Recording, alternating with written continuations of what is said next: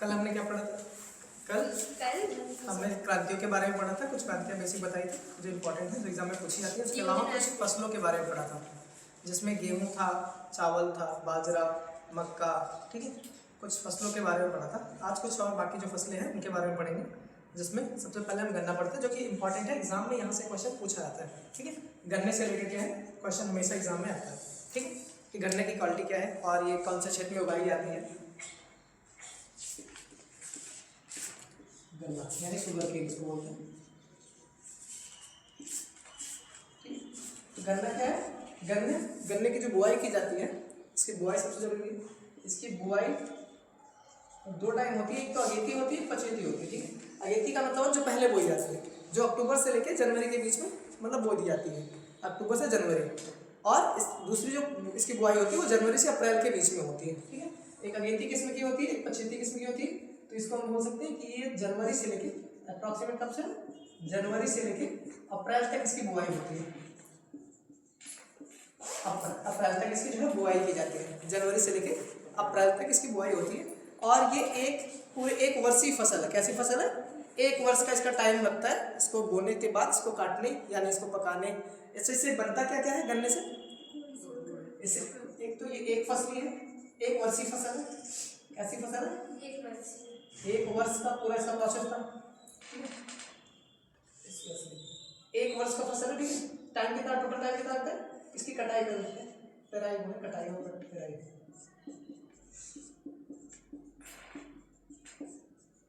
वही अक्टूबर से लेकर जनवरी के बीच में होता है।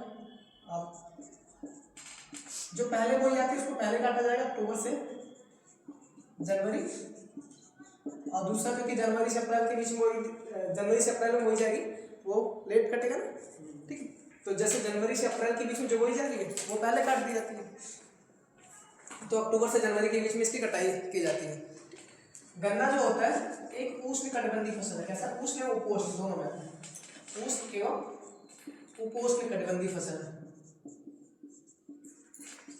उपोष्ण कटिबंधीय फसल है, उष्ण एवं उपोष्ण कटिबंधीय फसल है। इसका जो फसल है वो कैसे किस टाइप में आता है? उष्ण एवं उपोष्ण कटिबंधीय, मतलब इसको ठंडा और गर्म दोनों चाहिए। ठीक है, उष्ण एवं उपोष्ण। और ये समय जो आपका क्या है, टेम्परेचर इस टाइम जनवरी से अप्रैल के बीच में है, तो यहाँ पे आपको थोड़ा सा टेम्परेचर धीरे धीरे बढ़ते हुए दिखाई देता है। अप्रैल के टाइम पहुँचते पहुँचते टेम्परेचर थोड़ा ज़्यादा हो जाता है। इसको जो तापमान की आवश्यकता होती है, ये याद रखना, तापमान जरूरी है। तापमान इसको चाहिए 21 से लेकर 27 डिग्री सेल्सियस के बीच में होता है। कितना होता है? जो इसकी बुआई के टाइम जिसको मतलब इस गन्ने की जो तापमान की आवश्यकता होती है गन्ने को, वो कितना चाहिए? 21 से 27। और गन्ने को पता है कि सिंचाई की भी ज़्यादा आवश्यकता होती है, तो मतलब ये वर्षा पे एक तरह से निर्भर है। तो वर्षा भी कितना इसको चाहिए?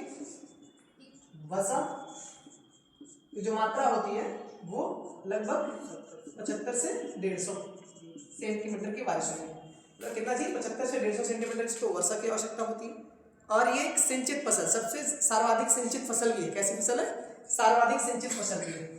गन्ना जो है, गन्ने की सिंचाई की ज़्यादा आवश्यकता होती है कि भारत के अधिकांश क्षेत्रों में वर्षा, मानसूनी वर्षा पे तो डिपेंड होते हैं, लेकिन क्या हर सीजन में लगातार पूरे एक वर्ष का फसल है, तो इसकी बुआई के बाद जो है सिंचाई की भी क्या होती है, अन्य फसलों की अपेक्षा इसमें ज़्यादा सिंचाई की जरूरत पड़ती है। तो पूछा जाता है एग्जाम में कि सर्वाधिक सिंचित फसल कौन सी है, तो गन्ना होगी। गन्ना कैसी फसल है? सर्वाधिक सिंचित फसल है। सिंचित मतलब सिंचाई की आवश्यकता ज़्यादा होती है। ठीक है, ये इंपॉर्टेंट फैक्ट है, सर्वाधिक सिंचित फसल है।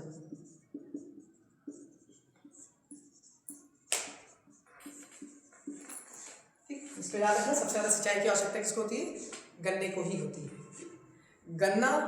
गन्ने के बारे में आपको पता है कि गन्ने में एक रोग लगता है जिसे हम रेड रॉट बोलते हैं। कौन सा रोग लगता है? रेड रॉट नामक रोग लगती है। ठीक है, कवक की वो कारण होता है, कवक की वजह से होता है एक रोग। ठीक है, किसके कारण होता है? कवक की वजह से होता है, इसको बोलते हैं रेड रॉट। इसको बोलते हैं लाल सड़न रोग। क्या बोलते हैं? एग्जाम में कई बार पूछा गया, इसको जरूर याद रखना कि रेड रॉट रोग का संबंध किससे? गन्ने से है।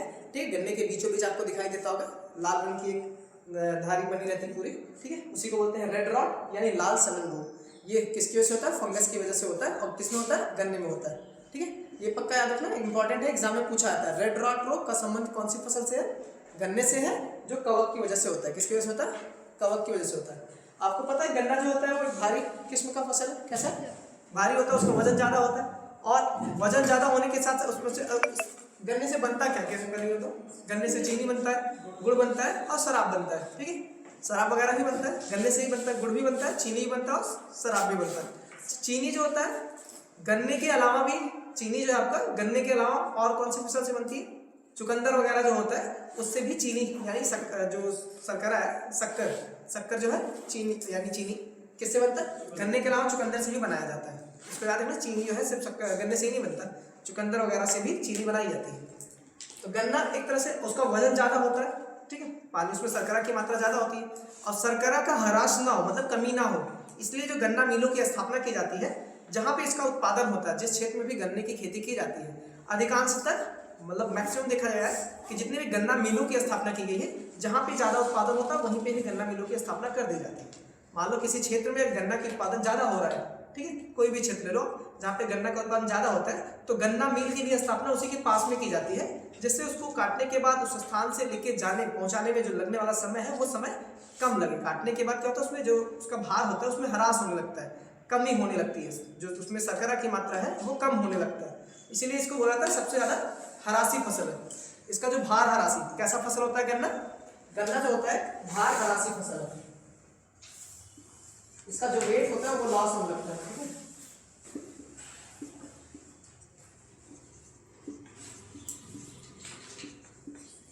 गन्ने का जो भार है, शर्करा की मात्रा जो है, जब गन्ने को काट के रख देंगे तो सूखने लगेगा, जिसकी वजह से उसमें शर्करा की मात्रा जो होती है कम होने लगती है, और शर्करा की मात्रा कम होने से क्या होगा, चीनी और गुड़ जो प्राप्त होता है वो कम होगा। उस वजह से जितने भी गन्ना मिलों की स्थापना की जाती है वो गन्ना के उत्पादन क्षेत्र के पास में ही की जाती है। गन्ना मिलों की जो स्थापना की जाती है जहाँ पे भी इनका उत्पादन ज़्यादा होता है उसी क्षेत्र में की जाती है। ठीक है, गन्ने का उत्पादन, अच्छा मिलों की संख्या के आधार पर देखेंगे सबसे ज़्यादा मिल कहाँ पे है, उत्तर प्रदेश में है।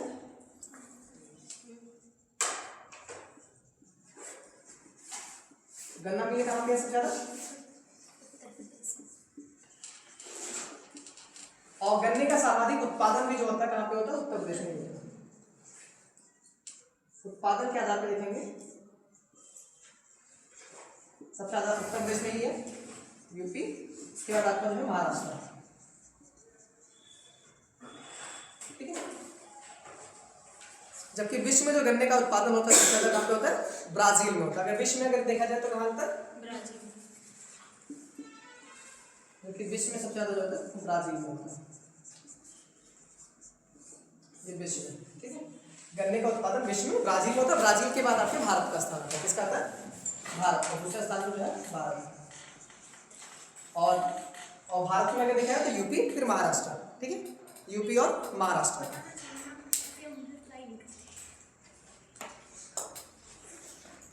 ठीक है,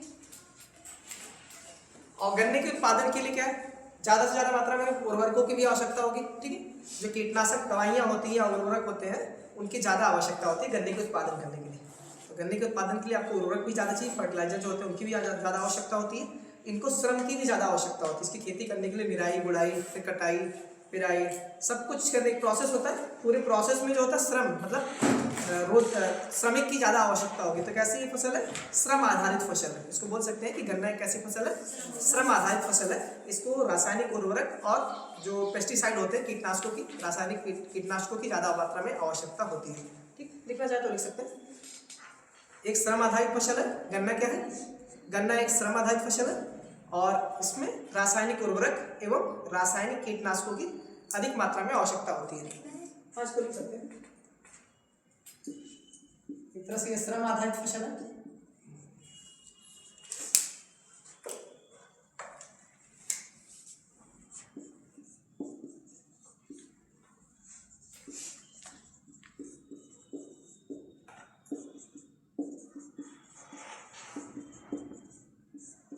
रासायनिक कीटनाशकों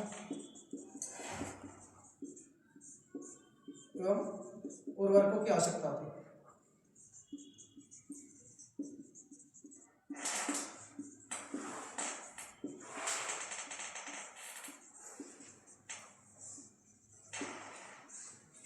अधिक आवश्यकता, इसका उत्पादन जो होता है उत्तर प्रदेश हो गया, महाराष्ट्र हो गया, मध्य प्रदेश, कर्नाटक, बिहार, आदि राज्यों में किया जाता है। ठीक है, भारत के अन्य राज्यों में किया जाता है। और गन्ने की खेती के लिए जो मिट्टी की आवश्यकता होती है वो कैसी मिट्टी है, इसको हम काली मिट्टी एक तरह से बोल सकते हैं। दोमट या काली मिट्टी की ज़्यादा मात्रा में आवश्यकता होती है। तो मिट्टी की बात करें तो कौन सी मिट्टी है, दोमट या काली मिट्टी।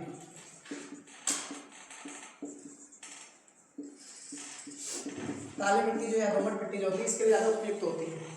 कौन सी मिट्टी उपयुक्त होती है, काली या दोमट मिट्टी जो होती है इसके लिए ज़्यादा उपयुक्त मानी जाती है।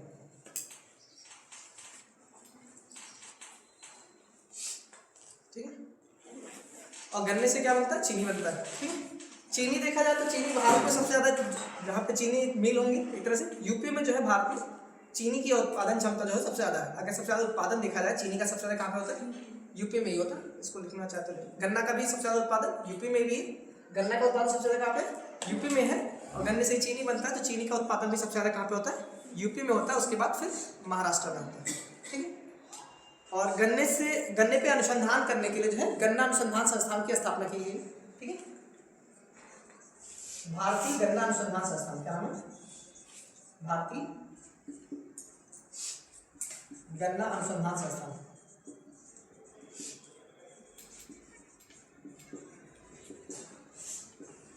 गन्ने के लिए जो अनुसंधान संस्थान की स्थापना की है वो लखनऊ में की है। कहाँ पे की गई है, लखनऊ में। इसको याद रखना, भारतीय गन्ना अनुसंधान संस्थान की जो स्थापना की गई है वो कहाँ पे की गई है, लखनऊ में की गई है। और गन्ने के प्रजनन को बढ़ा, गन्ना प्रजनन जो है, ठीक है, शुगर केन ब्रीडिंग इंस्टीट्यूट है, ठीक है, गन्ना प्रजनन संस्थान, इसकी भी स्थापना की गई है, शुगर केन ब्रीडिंग इंस्टीट्यूट।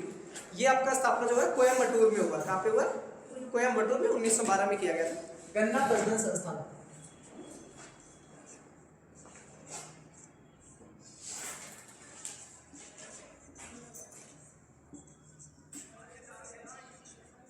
गन्ना प्रजनन संस्थान, जब प्रजनन की बात की जाएगी, शुगर केन ब्रीडिंग इंस्टीट्यूट की बात, जब ब्रीडिंग इंस्टीट्यूट की बात की जाएगी, ठीक है, तब कहाँ पे लिखेंगे, कोयम्बटूर, ध्यान देना इसमें। ठीक है, पूछा गया एग्जाम में, दोनों मतलब कंफ्यूजन होता है। कोयम्बटूर आपका तमिलनाडु में है। कहाँ पे, तमिलनाडु में स्थित है, sugar cane breeding institute Coimbatore में स्थित है। कहाँ पे, कोयम्बटूर में। इसको याद रखना, गन्ने से रिलेटेड कुछ बातें जो एग्जाम में हमेशा पूछी जाती है। ठीक है, इतना तो जरूर पूछा जाता है गन्ने से रिलेटेड। ये 1912 में होता है। आपको बस इतना याद रखना है कि गन्ना के लिए जो प्रजनन संस्थान है वो कहाँ पे स्थित है। ठीक है, या भारतीय गन्ना अनुसंधान संस्थान वो कहाँ पे है। और इसी से मिलता जुलता एक और कर सकते हैं, गन्ना के लिए अनुसंधान संस्थान लखनऊ में, लेकिन भारतीय चीनी अनुसंधान संस्थान कहाँ पे, वो कानपुर में। इसको भी नोट कर लो, भारतीय चीनी अनुसंधान संस्थान।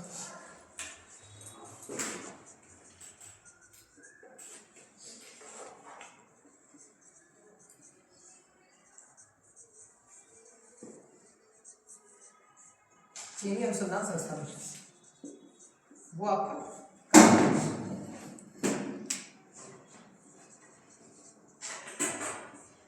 वो कहाँ पे, कानपुर में। ठीक है, इतना जरूर याद रखना गन्ने से।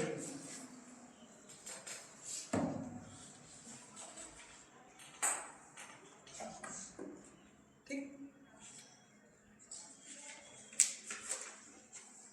दूसरा पढ़ते हैं चाय। गन्ना कैसी फसल है, गन्ना एक नकदी फसल है। ठीक है,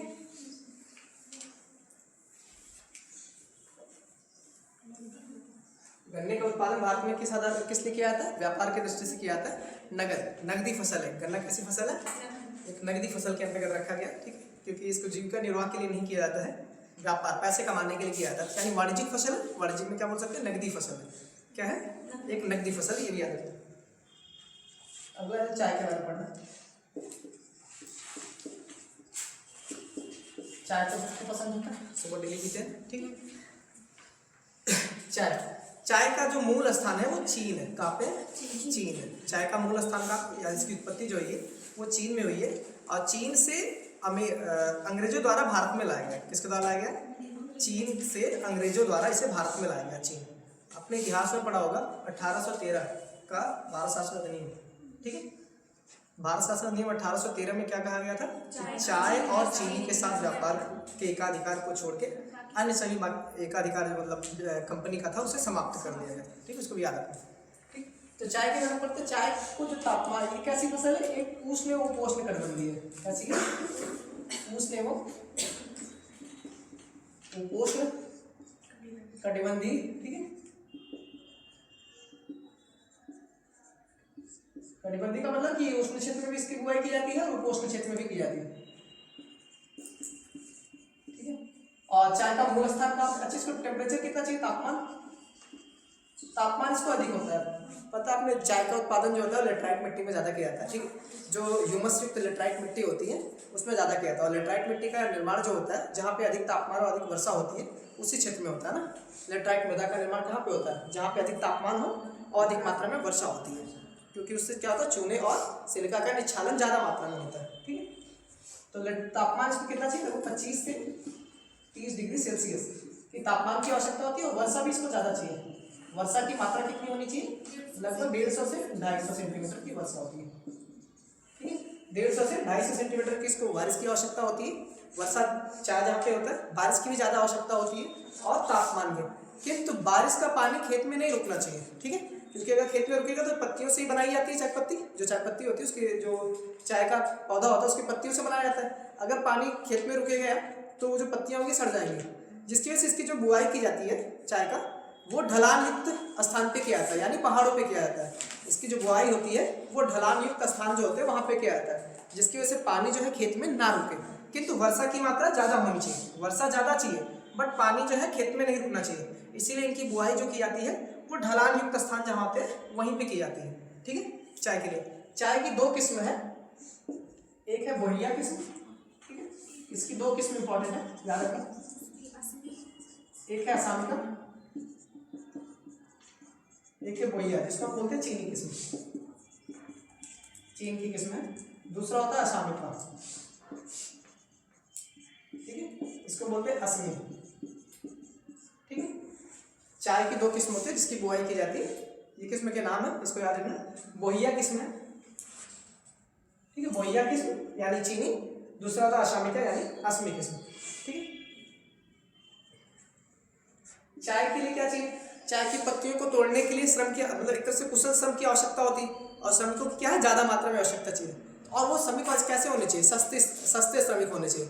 तो सस्ते श्रमिक एवं कुशल श्रमिक की इसमें आवश्यकता होती है, सस्ते एवं कुशल श्रमिक की आवश्यकता होती है।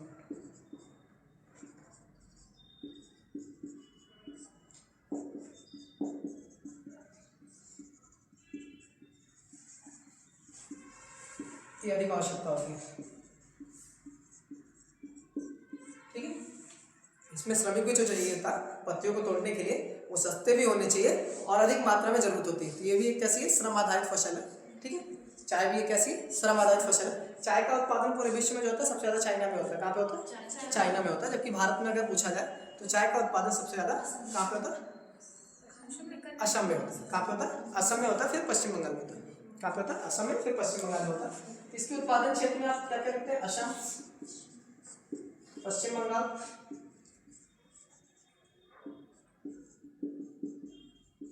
कर्नाटक इत्यादि राज्यों में होता है। कर्नाटक में भी होता है, ठीक है।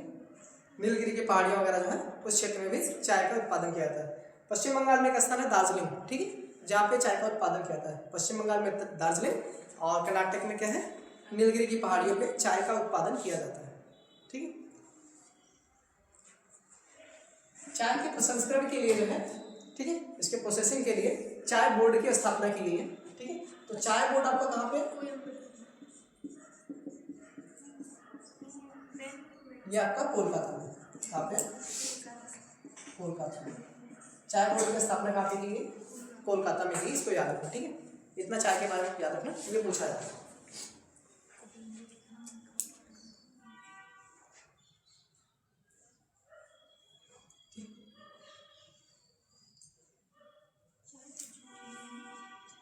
और चाय के लिए मिट्टी कौन सी चाहिए, क्या बताया था, लेटराइट मिट्टी, इसको भी नोट कर लो। चाय के लिए जो मृदा चाहिए कैसी चाहिए, ह्यूमस युक्त,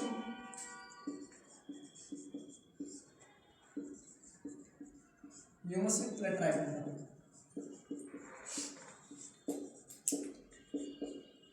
ह्यूमस युक्त लेटराइट मृदा होनी चाहिए चाय के लिए। और चाय में श्रमिक की भी ज़्यादा आवश्यकता होती है। अच्छा, चाय कैसी फसल है, चाय एक नकदी फसल है, ठीक है। चाय कैसी फसल है, इसको भी आप चाय एक नकदी फसल है, ऐसी फसल है नगदी फसल। चाय एक नगदी फसल है और इसे ह्यूमस लेटराइट प्रदान इसका उत्पादन किया जाता है। ढलान युक्त स्थान पे किया जाता है। कहाँ पे किया जाता है? ऐसा स्थान जहाँ पे पानी न रुके खेतों में, वहाँ पे चाय की खेती की जाती है। ठीक है, इतना होता है। चाय बनता कैसे? चाय बनाते कैसे? इंटरव्यू में पूछा क्वेश्चन, किसी से पूछा गया था चाय को बनाते कैसे? हाँ, चाय घर पे ही बनता है। जो पानी, दूध, चाय पत्ती, अदरक, काली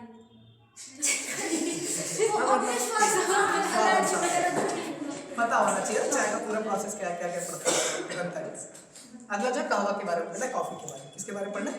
कॉफी यानी कहवा के बारे में। इतना याद रखना है। इसमें से आपको जो ज्यादा याद रखना है कौन सी मृदा में इसका उत्पादन किया जाता है और ये कैसी फसल है। ठीक है, कैसी है? नगदी फसल है। इसको जरूर याद रखना, पूछा जाता है। नगदी फसल है। चाय बोर्ड कहाँ पे है? कोलकाता में। जो डायरेक्ट फैक्चुअल क्वेश्चन बनेंगे यहाँ से बनेंगे।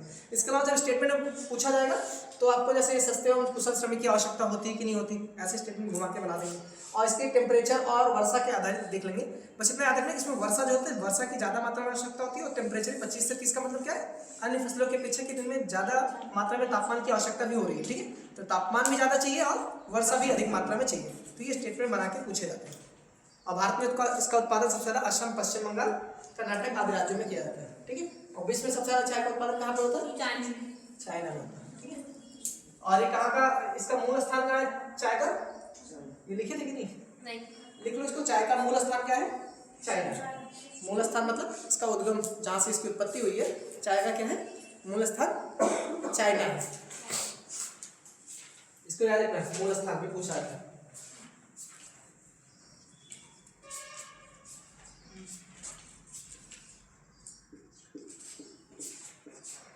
अगला कहवा यानी कॉफी। ठीक है, किसके बारे में पढ़ना? कॉफी के बारे में पढ़ना है। कहवा जो होता है कॉफी।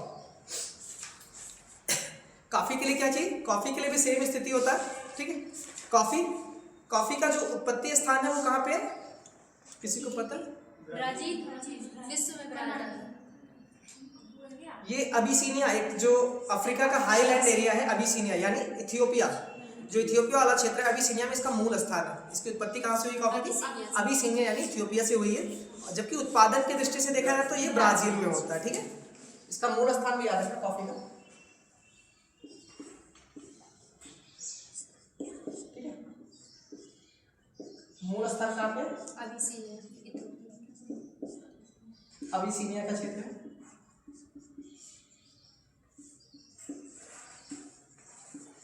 मतलब इथियोपिया में। इसको बोल सकते हैं अफ्रीका का जो उच्च भूमि क्षेत्र है, हाईलैंड एरिया है। ठीक है, वहां से अफ्रीका का जो हाईलैंड एरिया है इथियोपिया वाला, उसी को बोलते हैं अबिसिनिया। तो याद रखना अबिसिनिया कहाँ पे है?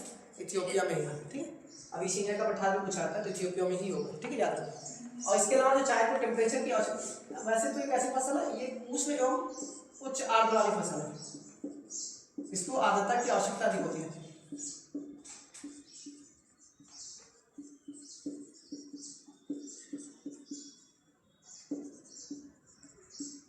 उच्च आर्द्र वाली फसल है और नगदी फसल भी है।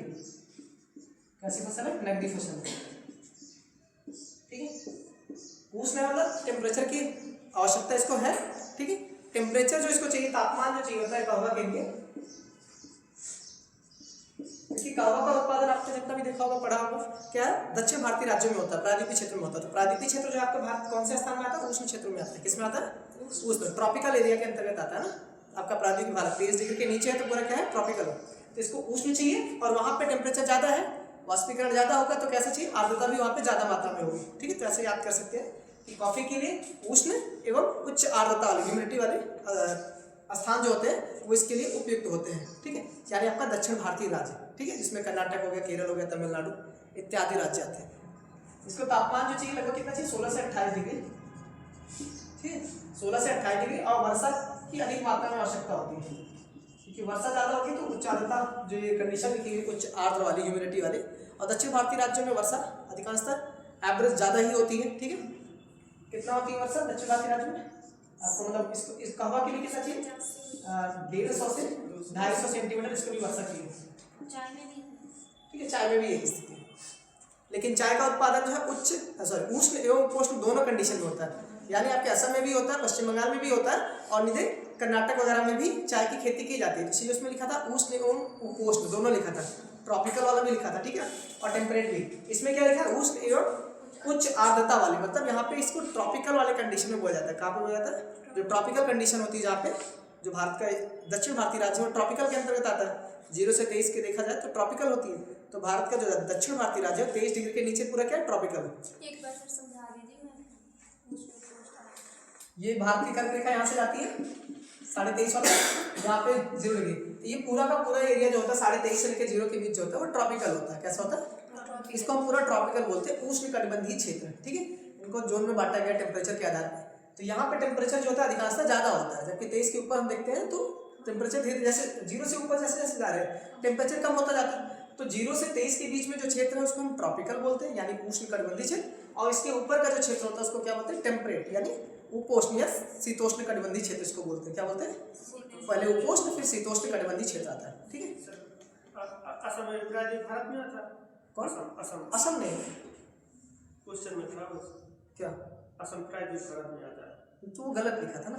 असम प्रायद्वीप भारत का हिस्सा कैसे हो सकता है, असम ऊपर है, मेघालय का पठार दिया होगा, ध्यान से देखेंगे, मेघालय का पठार जो यहाँ पे असम वाला क्षेत्र है, असम के नीचे मेघालय का पठार, ठीक है। या तो हो सकता है वो पुराना क्वेश्चन हो जब मेघालय की उत्पत्ति, मेघालय नहीं बना था, ठीक है, 1972 में मेघालय बना है ना, तो 1972 के पहले का क्वेश्चन जो है हो सकता है उसमें लिखो, क्योंकि मेघालय जो है पहले असम का पार्ट था, और मेघालय का जो पठार है, ठीक है, मेघालय का पठार वो प्रायद्वीपीय पठार का ही एक भाग है, ठीक है, जो मालदा गैप से अलग होता है। यहाँ पे मालदा ट्रैप है ना, पश्चिम बंगाल में आपको मालदा ट्रैप दिखाई था, मालदा ट्रैप से प्रायद्वीपीय भारत से मेघालय का पठार अलग हुआ है, ठीक है। तो मेघालय के पठार को प्रायद्वीपीय पठार, प्रायद्वीपीय भाग का ही हिस्सा माना जाता है, असम को नहीं बोल सकते, मेघालय को बोलते हैं, ठीक है।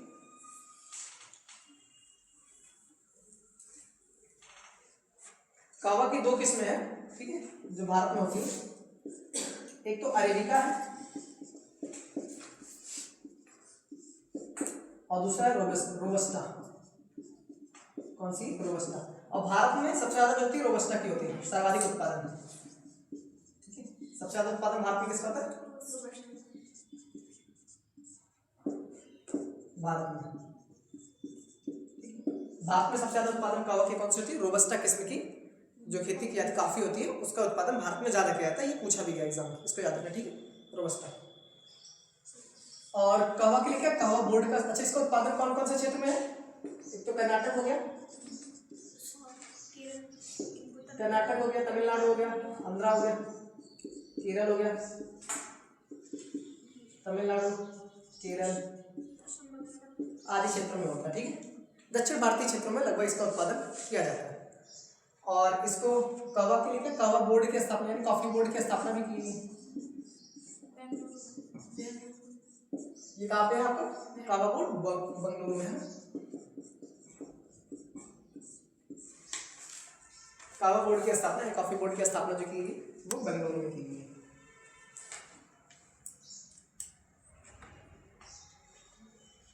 ठीक।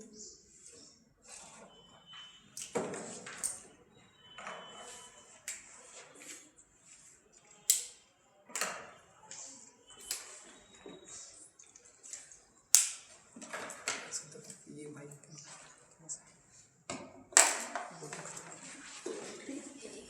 अगला जो है आपका कहवा के बारे में, अगला पढ़ते हैं जूट के बारे में। किसके बारे में, जूट।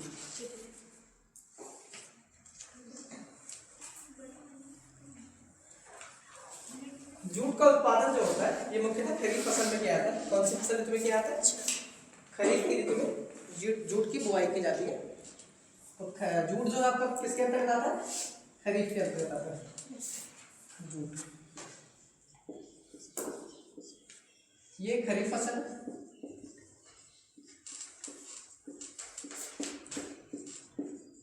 कैसी फसल है, जूट जो होता है खरीफ फसल होती है। इसको टेम्परेचर की मात्रा मतलब वर्षा ज़्यादा भी चाहिए और तापमान भी ज़्यादा चाहिए। तो ये एक उष्ण कटिबंधीय क्षेत्र में इसका उत्पादन किया था। किसके अंतर्गत किया था, उष्ण कटिबंधीय क्षेत्र के अंतर्गत इसका उत्पादन किया था, ठीक है। और इसका उत्पादन आप देखते हैं, अच्छा ये जूट का उत्पादन जो होता है सबसे ज़्यादा जो होती है आपके असम, पश्चिम बंगाल, बिहार आदि क्षेत्रों में किया जाता है। तो जो असम और बिहार, पश्चिम बंगाल का क्षेत्र है वो कर्क रेखा के ऊपर है, ठीक है। तो याद करने के लिए लिख सकते हैं कि यार इसका जो उत्पादन होता है कौन से क्षेत्र में होता है, उष्ण कटिबंधीय क्षेत्र में होता है, ठीक। और यहाँ पे टेम्परेचर भी थोड़ा रहता है अपेक्षाकृत उष्ण कटिबंधीय क्षेत्र है, ठीक है। और इसके लिए आपको आर्द्रता भी क्या है, ज़्यादा चाहिए। जैसे कॉफी के लिए क्या थी, उच्च आर्द्रता की आवश्यकता होती है, तो जूट के लिए भी वर्षा की मात्रा ज़्यादा होनी चाहिए, टेम्परेचर भी क्या होना चाहिए, ज़्यादा होना चाहिए, और आर्द्रता भी क्या होगी, जब टेम्परेचर और वर्षा ज़्यादा होगी तो आर्द्रता भी उपयुक्त रहेगी वहाँ पे। तो इसके लिए जो उष्ण एवं उच्च आर्द्रता वाला क्षेत्र उपयुक्त होता है।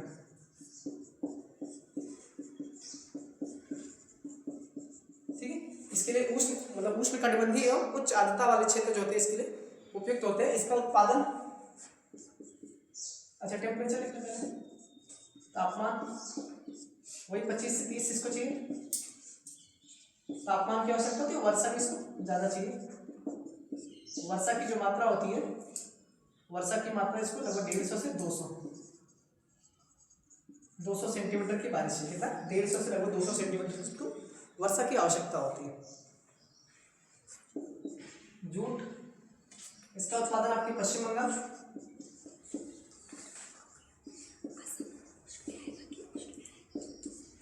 बिहार,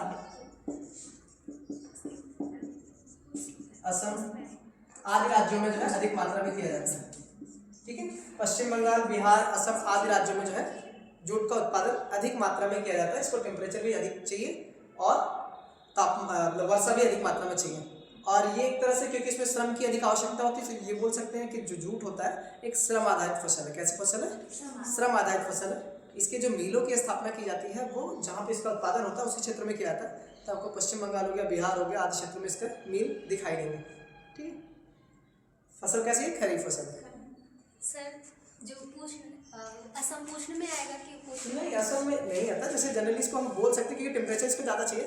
कुछ क्षेत्रों में ऐसे कुछ एक्सेप्शन भी होते हैं, असम से तो ऊपर होता है, बट उत्पादन इसको कैसे चाहिए, तापमान की भी ज़्यादा है। तो आपका असम वाले क्षेत्र में भी इसका उत्पादन किया जाता है। जैसे गन्ने का उत्पादन तो आपको बिहार में मतलब दक्षिण भारतीय राज्यों में भी दिखाई देता है और आपको उत्तर प्रदेश में भी दिखाई देता है। तो विविधता दिखाई देती है, तो इसमें क्या है, विविधता पाई जाती है अलग अलग क्षेत्रों में। असम में भी होता है, आपके असम में पश्चिम बंगाल में भी होता है, बिहार में भी होता है, आपके उत्तर प्रदेश में भी जूट का उत्पादन, कुछ पूर्वी उत्तर प्रदेश में जो होता है यहाँ पे भी होता है। ठीक, आपको उड़ीसा में भी इसका उत्पादन दिखाई देगा। अलग अलग क्षेत्रों में उत्पादन होता है अधिक मात्रा में। 0 डिग्री से मतलब करके 23.5 पे जाएंगे तो उस तापमान आधार पर घटेगा? नहीं बोलते, टेम्परेचर के आधार पर इसको हम डिवाइड करते हैं। टेम्परेचर के आधार पर डिवाइड करते हैं। जो आपका जूट होता है इसको हम बोलते हैं गोल्डन फाइबर। ठीक है, गोल्डन फाइबर ऑफ इंडिया के नाम से इसको जाना जाता है। क्या बोलते हैं इसे? Golden fibre of India. ठीक, सुनहरा तंतु कहा जाता है भारत में।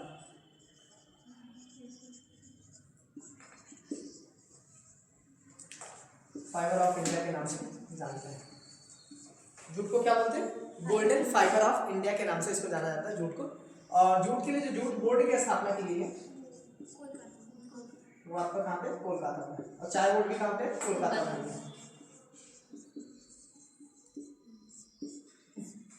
दोनों सेम स्थान पे। ठीक है, चाय बोर्ड और जूट बोर्ड। अगला है कॉफी, सॉरी कपास। जूट हो गया, अगला कपास के बारे में। ठीक है,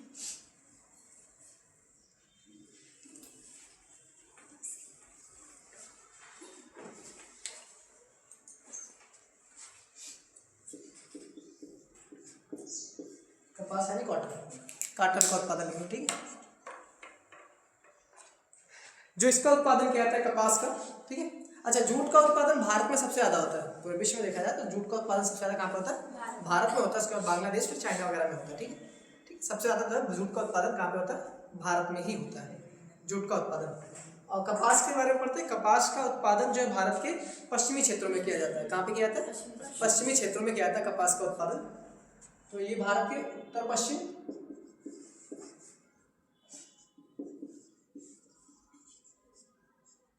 पश्चिमी क्षेत्रों में इसका उत्पादन होता है। इसमें भारत के उत्तर पश्चिमी और पश्चिमी क्षेत्रों में इसका उत्पादन किया जाता है।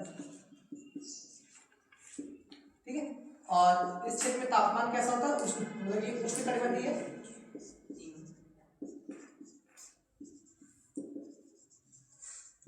उष्णकटिबंधीय फसल है। ठीक है, और क्षेत्र कैसा होता है? शुष्क क्षेत्र होता है। शुष्क क्षेत्रों में इसका उत्पादन किया जाता है, ठीक है। शुष्क क्षेत्रों में इसका उत्पादन किया जाता है कपास का। कपास को पाले से बचाने के, कपास जो होता है पाला जो पड़ता है उसके लिए बहुत संवेदनशील होता है, तो जब इसके फूल लगते हैं तो पाला नहीं पड़ना चाहिए। तो पाले से बचने के लिए इसमें क्या होता है, अच्छा पाले से अगर बचाना है फसल को तो उसमें हम अगर कम मात्रा में है पाला की जो सांद्रता है वो कम है तो उसमें हम क्या करते हैं, सिंचाई करते हैं। सिंचाई के द्वारा जो होता है पाले से किसी भी फसल को बचाया जा सकता है। जैसे इस टाइम क्या आलू की फसल होती है ना, आलू, तो आलू में भी पाला न लगे उसके लिए जब पाले से बचाने के लिए हम सबसे पहले क्या कर देते हैं, सिंचाई कर देते हैं। तो सिंचाई के माध्यम से भी आलू को बचाया जाता है। तो ऐसे पाले से बचाने के लिए सिंचाई की आवश्यकता होती है, ठीक है। ये पाले के प्रति संवेदनशील होता है पाला, ठीक है।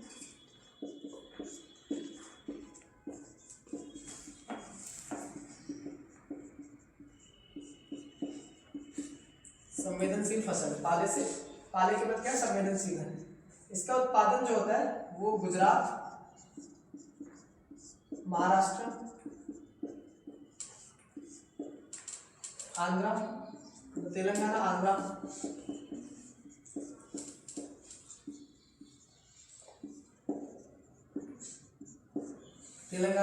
आंध्र प्रदेश में किया जाता है, ठीक है।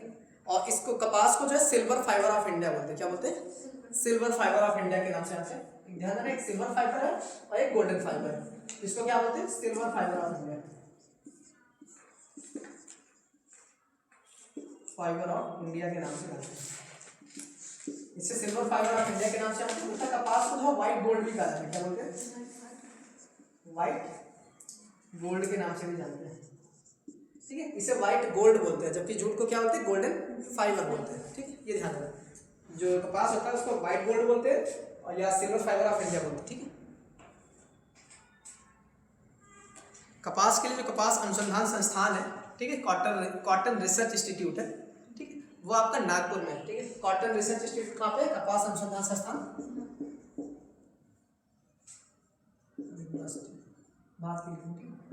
भारतीय कपास अनुसंधान संस्थान, इसकी स्थापना कहाँ की गई? नागपुर में की गई। नागपुर में ही नीरी की स्थापना की गई थी, नीरी, ठीक है।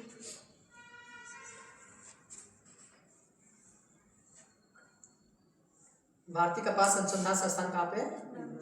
नागपुर में ही। सफेद सोना बोलते हैं, ठीक। अब अगला पढ़ते हैं कुछ क्रांतियों के बारे में, जैसे कल लिखवाया था, ठीक है। उसमें से मुख्यतः हरित क्रांति के बारे में पहले पढ़ते हैं, ठीक है। इतने फसल याद है? नमक किसमें आता है? खनिज में आता है? क्या नमक? नमक क्या? खनिज में फसल में क्या करते हैं? रबड़। नमक किसमें आता है? मतलब खनिज में आता है कि फसल में आता है? इसको फसल में क्यों पढ़ेंगे? फसल का मतलब क्या? जिसका उत्पादन नहीं, तो औद्योगिक क्षेत्र में नमक का उत्पादन किया था ना, वो औद्योगिक क्षेत्र है। खनिज में आता है? खनिज उसको हम बोल सकते हैं, वो फसल नहीं, उसका उत्पादन थोड़ी किया जाता है, वो देखते हैं। अगला है हरित क्रांति। हरित क्रांति की शुरुआत की गई थी भारत में और विश्व में दोनों की तरफ, जो भुखमरी फैल रही थी, मतलब लोगों को खाने के लिए उपलब्ध जो अनाज थे उनकी कमी हो रही थी, अनाज की कमी को पूरा करने के लिए हरित क्रांति की शुरुआत की गई थी। उसमें जो बौने किस्म के पौधे होते थे, गेहूं के जो बौने किस्म होते थे, ठीक है, उन पे जोड़ दिया गया क्योंकि उनका उत्पादन अधिक होता था। जो बौने किस्म थे गेहूं के, उनका उत्पादन अधिक था। वो मौसम के प्रति क्या थे? मौसम परिवर्तन के प्रति अनुकूल थे, मतलब उनसे कम प्रभावित होते थे। मौसम परिवर्तन से कम प्रभावित क्षेत्र था, सॉरी फसल जो थी कम प्रभावित होता था और उसका उत्पादन भी क्या जल्दी होता था, ठीक है। इसलिए गेहूं की जो परंपरागत किस्में थी उनके स्थान पे बौने किस्म का इस्तेमाल किया गया था, जिससे क्या हो कि जो पैदावार तो पहले बार तो ज़्यादा होगी, उत्पादन अन्य जो गेहूं के किस्म थे उनसे ज़्यादा थी। और मौसम परिवर्तन जो भी होता है, क्योंकि मौसम परिवर्तन हो रहा था, तो मौसम परिवर्तन की वजह से गेहूं क्या होता है? प्रभावित होता है। तो मौसम परिवर्तन से क्या कम प्रभावित था जो बौना किस्म है, ठीक है। मौसम परिवर्तन से क्या है? कम प्रभावित। और उत्पादन बता दिया। तीसरा क्या था? इसकी हाइट कम है, ठीक है, इसकी हाइट क्या है? कम है। उर्वरकों की इसमें ज़्यादा मात्रा में आवश्यकता होती थी, ठीक है। उर्वरक कीटनाशक जो भी थे इनका ज़्यादा प्रयोग किया जाता था, ठीक है। पहले हरित क्रांति थोड़ा सा उसके बारे में तब बताते हैं। Green revolution.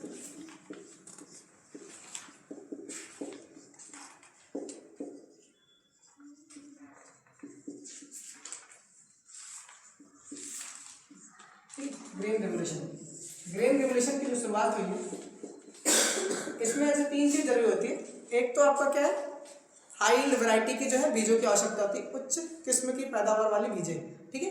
दूसरा क्या है, सिंचाई की आवश्यकता होती है, जो नहरों से सिंचाई की जाती है, ठीक है, बीज और सिंचाई। तीसरा जो है रासायनिक उर्वरक। 3 चीजों का इसमें प्रयोग किया गया था हरित क्रांति को बढ़ावा देने के लिए। एक तो क्या है, उच्च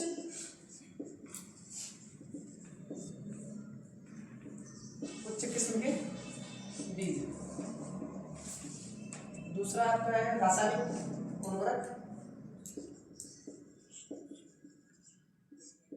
रासायनिक उर्वरक और सिंचाई, नहरों से सिंचाई किया, यानी सिंचाई के साधन जो भी थे उस टाइम। ये 3 चीजें जो है हरित क्रांति को बढ़ावा देती हैं। कौन कौन सी चीजें, सिंचाई, हाई यील्ड वैरायटी, ठीक है, और रासायनिक उर्वरक जो आपके कीटनाशक होते हैं, ठीक है, उनका इस्तेमाल करना और सिंचाई। 3 चीज याद रखना। हरित क्रांति का संबंध इन तीनों चीजों से है, एग्जाम में पूछा भी जाता है, ठीक है। इनका संबंध जो है किस क्रांति से है, तो हरित क्रांति से। इसकी शुरुआत पहले तो ग्रीन रेवोल्यूशन वर्ड जो दिया था, ग्रीन रेवोल्यूशन जो शब्द है, ये शब्द एक प्रोफेसर विलियम गॉड है अमेरिका के, उनके द्वारा दिया गया था। विलियम गॉड के द्वारा, किसके द्वारा दिया गया था, अमेरिका के प्रोफेसर है विलियम गॉड के द्वारा, उनके द्वारा दिया गया था हरित क्रांति, ग्रीन रेवोल्यूशन। विश्व में हरित क्रांति का जो जनक माना जाता है, फादर ऑफ ग्रीन रेवोल्यूशन, ठीक है।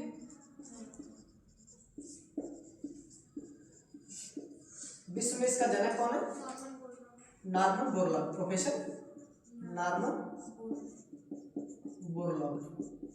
और इनको जो है उनकी सफलता के लिए, हरित क्रांति की सफलता के लिए 1970 का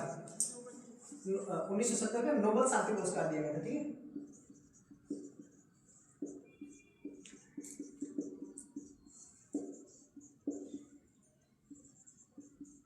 नोबेल शांति पुरस्कार इनको दिया गया था, ठीक है। किस क्षेत्र में दिया गया था, शांति के क्षेत्र में इनको नोबेल पुरस्कार दिया गया, ठीक है।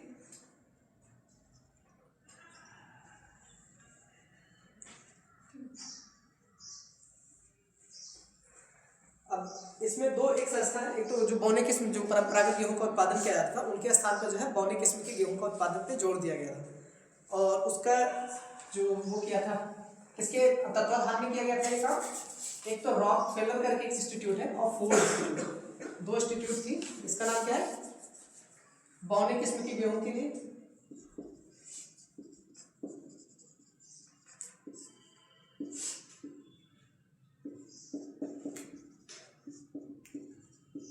उत्पादन पर, ठीक है, किससे संबंधित है, एक बौने किस्म के गेहूं के उत्पादन से संबंधित है। और ये काम किसके तत्वाधान में किया गया था, एक तो रॉक फेलर करके इंस्टीट्यूट है अमेरिका की, रॉक फेलर व फोर्ड इंस्टीट्यूट, फोर्ड इंस्टीट्यूट है, फोर्ड संस्थान के तत्वाधान में हुआ था। किसके तत्वाधान में हुआ था, फोर्ड इंस्टीट्यूट के तत्वाधान में हुआ था, ठीक है। रॉक फेलर और फोर्ड इंस्टीट्यूट के तत्वाधान में हुआ था। ये बौने किस्म का ही उपयोग क्यों किया गया था इसमें गेहूं के, कारण क्या था, ये एक तो इनकी पैदावार क्या थी, उच्च पैदावार, इनका जो पैदावार था, ठीक है, मतलब उच्च पैदावार, उत्पादन का क्या था, उच्च उत्पादन के कारण, ठीक है, उच्च उत्पादन बोल सकते हैं, उच्च उत्पादन के लिए इनका इस्तेमाल किया गया। दूसरा, ये मौसम परिवर्तन के प्रति क्या थे, कम प्रभावित थे। ये बौने किस्म थी गेहूं की, ये कम प्रभावित थे मौसम परिवर्तन से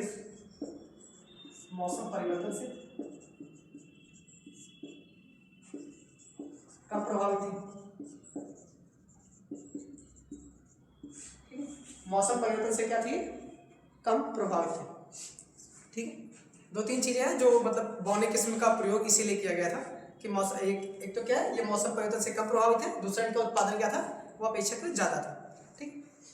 अब हरित क्रांति की शुरुआत भारत में, इसके बारे में अगर बात करें तो भारत में इसकी शुरुआत जो होती है 1966 से 67 के बीच में की गई थी, जो आप कल लिखवाया था आपको, हाई यील्ड वैरायटी प्रोग्राम जिसको बोलते हैं। भारत में हरित क्रांति की जो शुरुआत होती है उसको किस नाम से जानते हैं, हाई यील्ड वैरायटी प्रोग्राम, ठीक है।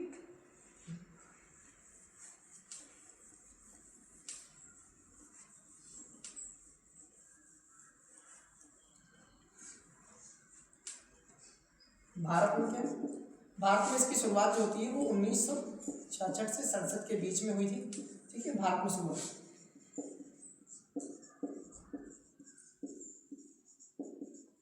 ठीक है, भारत में इसकी शुरुआत कब होती है, 1966-67 के टाइम हुई थी। ठीक, और भारत में इसे जो है क्या बोलते हैं, हाई लिबरटी प्रोग्राम,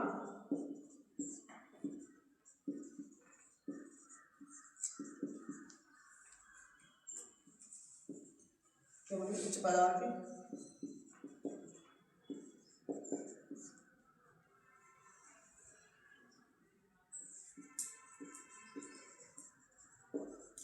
उच्च पैदावार के बीज कार्यक्रम के नाम से भी इसको जाना था, हाई लिबरटी प्रोग्राम। ठीक है, जिसकी शुरुआत 1966-67 में हुई थी। ठीक, 1966 से 1967 के बीच में हुई थी। ये इसका भारत में इसके जो क्षेत्र थे, कौन कौन से क्षेत्र में इसका उत्पादन किया गया था, एक तो आपका पंजाब हो गया, इसका शुरुआती समय जो था वो पंजाब था, हरियाणा, पश्चिमी उत्तर प्रदेश, उत्तर प्रदेश में कौन सा क्षेत्र, पश्चिमी उत्तर प्रदेश,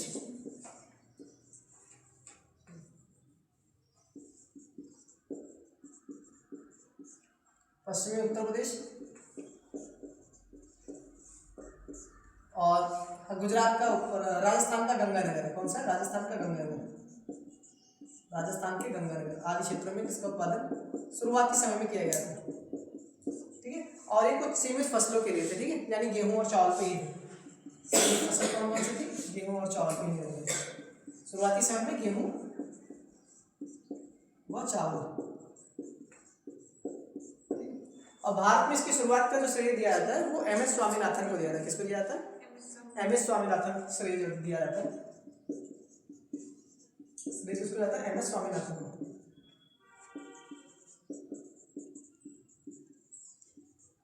इसीलिए भारत में एमएस स्वामीनाथन को फादर ऑफ ग्रीन रेवोल्यूशन के नाम से जानता है। हरित क्रांति का फादर किसे कहा जाता है, जनक किसे कहा जाता है भारत में, एमएस स्वामीनाथन को कहा जाता है भारत में।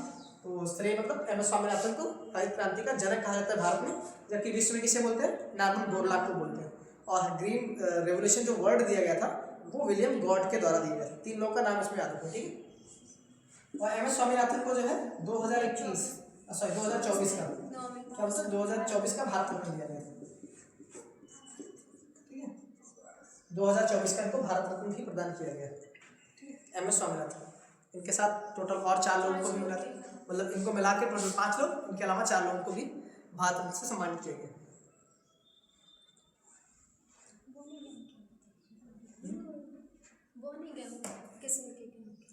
बॉर्नी किस्म का मतलब जिनके छोटे साइज के जो पौधे होते हैं, जो मतलब उच्च पैदावार जिनका उत्पादन किया था, कार्य निर्भरता यही थी कि उनकी पैदावार जो है ज़्यादा होती, उनका साइज जो है छोटा होता था। ठीक, और मौसम के प्रति क्या है, अनुकूल होते थे। ठीक, मौसम के प्रति अनुकूल मतलब अगर साइज उनके बड़े होंगे, हवा चलेगी तो वो गिर जाएंगे। ठीक है, पानी ज़्यादा मिला तो भी गिर जाएंगे। ठीक है, बौने किस्म के होंगे तो क्या होगा, एक तरह से मौसम के प्रति क्या होंगे, अनुकूल होंगे। मौसम परिवर्तन के प्रति क्या होते हैं, अनुकूल होते हैं, अपने आप को मतलब वो एडजस्ट कर लेते हैं। ठीक, इनके सकारात्मक और नकारात्मक लक्षण लिखना हरित क्रांति के। पहले सकारात्मक,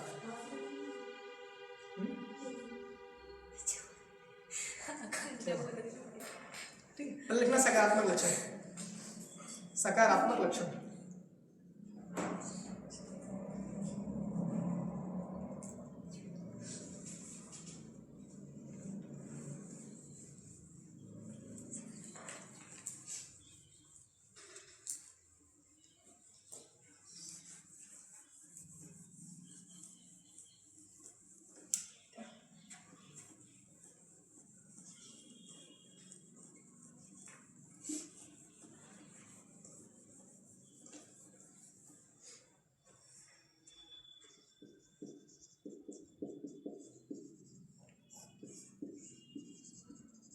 सकारात्मक प्रभाव क्या होता है, भारत में गरीबी थी उस टाइम, भुखमरी थी, उसको कम किया गया एक तरह से। ठीक है, दूसरा जो कृषि प्रणाली थी एक तरह से कैसी हुई, गहन जीविका कृषि प्रणाली की शुरुआत हुई थी। उत्पादन में क्या हुआ, वृद्धि अधिक हुआ। ठीक है, जो उत्पादन पहले कम मात्रा में था, गेहूं का उत्पादन या चावल का उत्पादन, वो अधिक मात्रा में होने लगा। और इसमें क्या हुआ, नई प्रौद्योगिकियों का प्रयोग हुआ। ठीक है, नई टेक्नोलॉजी का प्रयोग किया गया, कीटनाशकों का, उर्वरकों का, ठीक है, सिंचाई के अन्य साधनों का विकास किया गया, जिसकी वजह से क्या होगा, रोजगार के अवसर बढ़ेंगे। ठीक है, तो रोजगार के अवसर बढ़े, एक तो कृषि उत्पादन मतलब गेहूं के उत्पादन क्या बोलेंगे, खाद्यान्न के उत्पादन में वृद्धि हुई, गहन कृषि प्रणाली की शुरुआत हुई। ठीक है, अभी लिखवा रहा हूँ। और दूसरा चीज़ क्या होगा, जैसे आप उत्पादन जो जीविका निर्वाह तक था, जो आप खेती करते थे सिर्फ अपने पेट के पालन के लिए, ठीक, उधर पूर्ति के लिए करते थे। अब उत्पादन अगर ज़्यादा होगा तो उससे क्या होगा, आप बाजार से जुड़ोगे, तो इससे क्या होगा, उद्योग क्षेत्र में और ग्रामीण क्षेत्र जो थे आपस में जुड़ गए, दोनों के बीच में क्या सामंजस्य की स्थिति बनी, ठीक है। तो बाजार में बेच, और इसका क्या व्यवसायीकरण हो गया, व्यापारीकरण बोलेंगे इसको, क्या बोलेंगे, व्यापारीकरण हुआ कि मतलब इसको बाजार के डिमांड पे बाजारोन्मुख हो गया। जो गेहूं की कृषि या चावल की कृषि की जाती थी भारत में, पहले जीविका के आधार पर की जाती थी, अब कैसा हो गया, हरित क्रांति आने के बाद इसको जो है व्यापार से जोड़ा गया, ठीक है, यानी इसको बेचने के उद्देश्य से, ठीक है, पैसे कमाने के लिए किया गया। तो 3-4 इसके सकारात्मक प्रभाव लिखो। पहला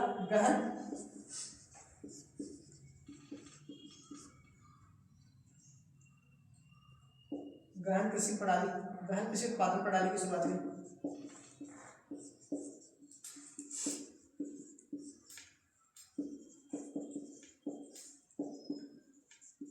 इसका मतलब है कि कम क्षेत्र में ज्यादा उत्पादन, ठीक है, गहन कृषि की जाती थी।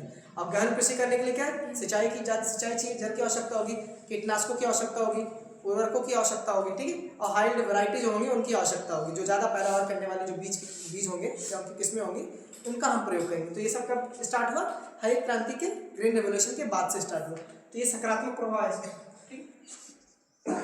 दूसरा क्या हुआ, खाद्यान्न के उत्पादन में तीव्रता से वृद्धि हुई। खाद्यान्न के उत्पादन में क्या होगा, उत्पादन में तीव्र वृद्धि, ठीक है। खाद्यान्न के उत्पादन में क्या हुआ, तीव्र वृद्धि हुई, जिससे भुखमरी यानी जीरो पॉवर्टी, नो पॉवर्टी इसको बोलेंगे, ठीक है, नो पॉवर्टी और जीरो हंगर।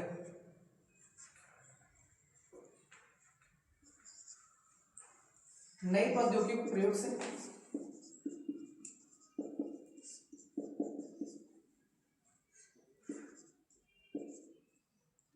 नई प्रौद्योगिकी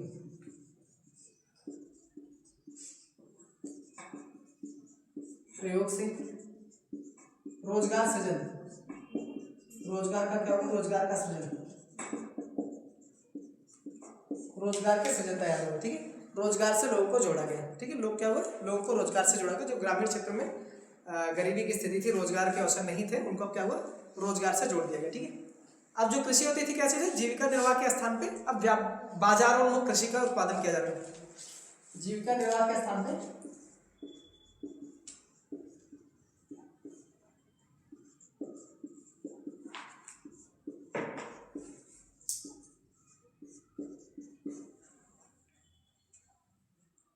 बाजारोन्मुख कृषि,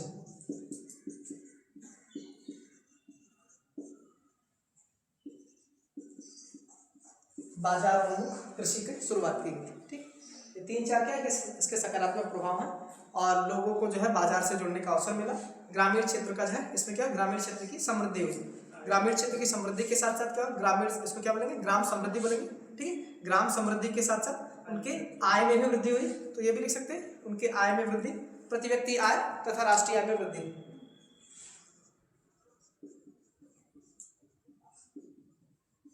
प्रति व्यक्ति आय एवं राष्ट्रीय आय में वृद्धि हुई,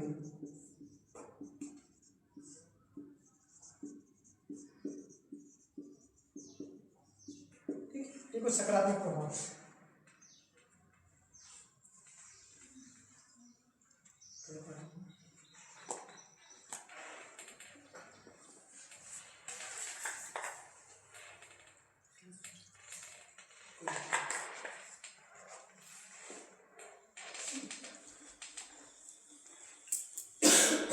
कुछ नकारात्मक प्रभाव है, सकारात्मक प्रभाव जहाँ पे होते हैं वहां पे नकारात्मक प्रभाव साथ में जरूर होते हैं, ठीक है, दोनों चीजें।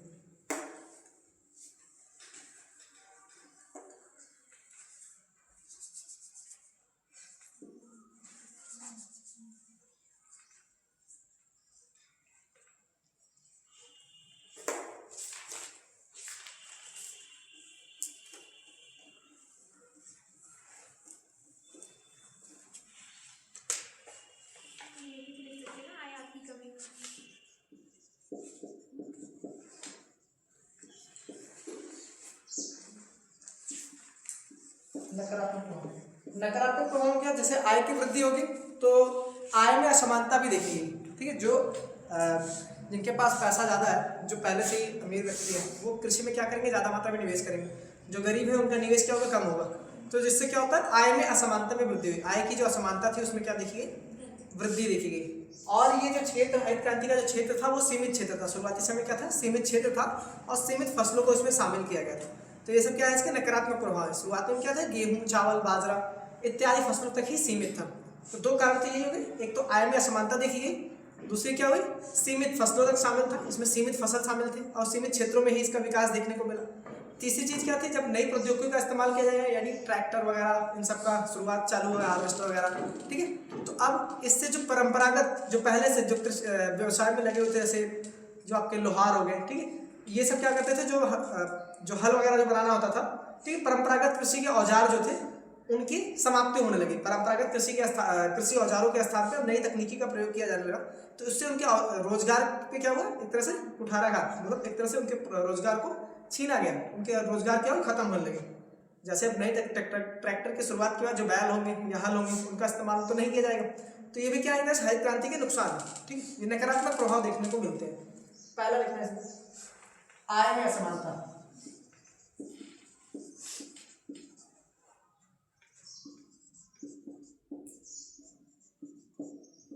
आय में असमानता, ठीक है। जो अमीर थे, गरीब, जो किसान, बड़े किसान थे, बड़े किसान अमीर होते चले गए, ठीक है। इसमें लिख सकते हैं बड़े किसान अमीर होते चले गए, बड़े किसान और अमीर हो गए,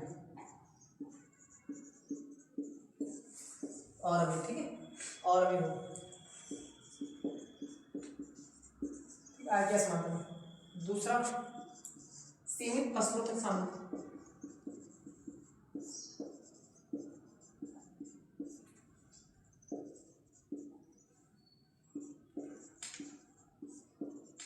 सीमित फसल इसमें शामिल थे, जैसे गेहूं, चावल, मक्का, बाजरा इत्यादि। कुछ ही फसल इसमें क्या थी, शुरुआती समय में शामिल थी।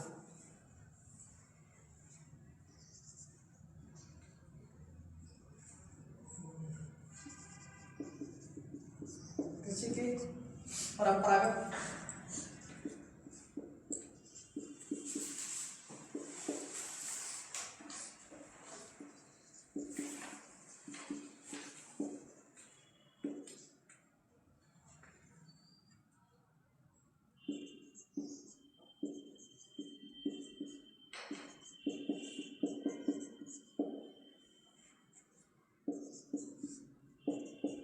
और रोजगार की संकट हुई,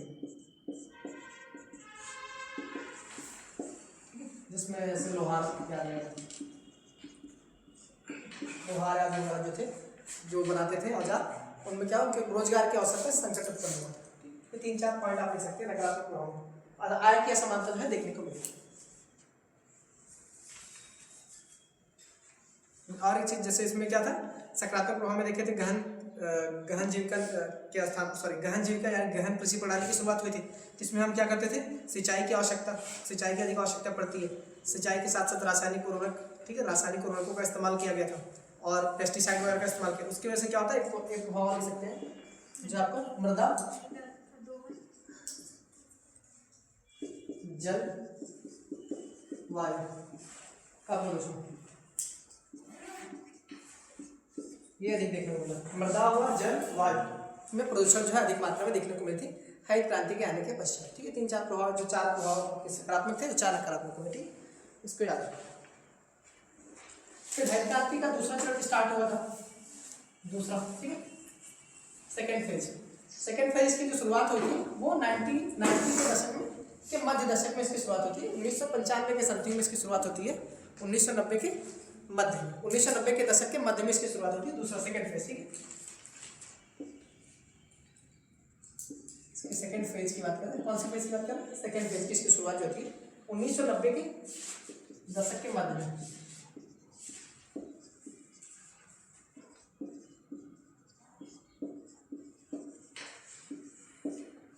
के दशक के मध्य में जो है हरित क्रांति के सेकेंड फेज की शुरुआत की जाती है। पहले क्या था, कीटनाशकों वगैरह का इस्तेमाल करते थे। अब इसमें जो है फसल जो जोड़ दिया गया था वो फसल प्रबंधन,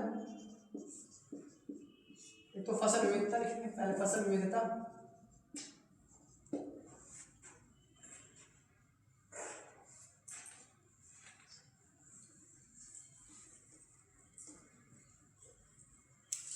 क्या फसल विविधता?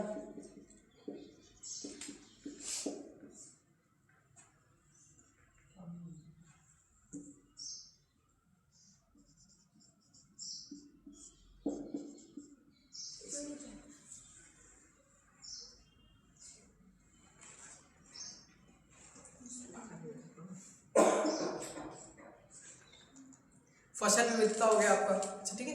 और इसके अलावा फसलों का प्रबंधन, मृदा का संरक्षण इत्यादि इसमें शामिल किए गए थे।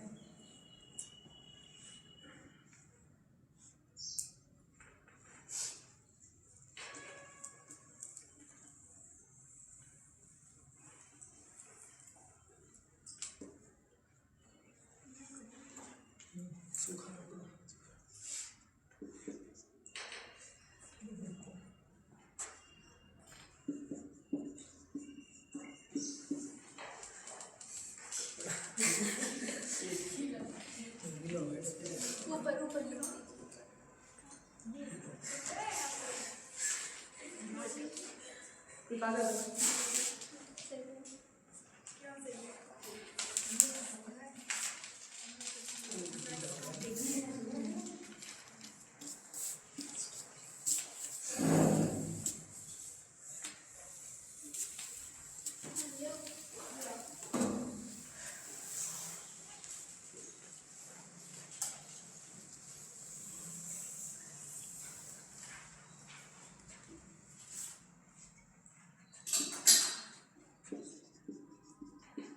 फसल विविधता पे जोर दिया गया था, फसल प्रबंधन पे, फसल प्रतिरूप जो था, ठीक है, फसलों के प्रतिरूप पर तथा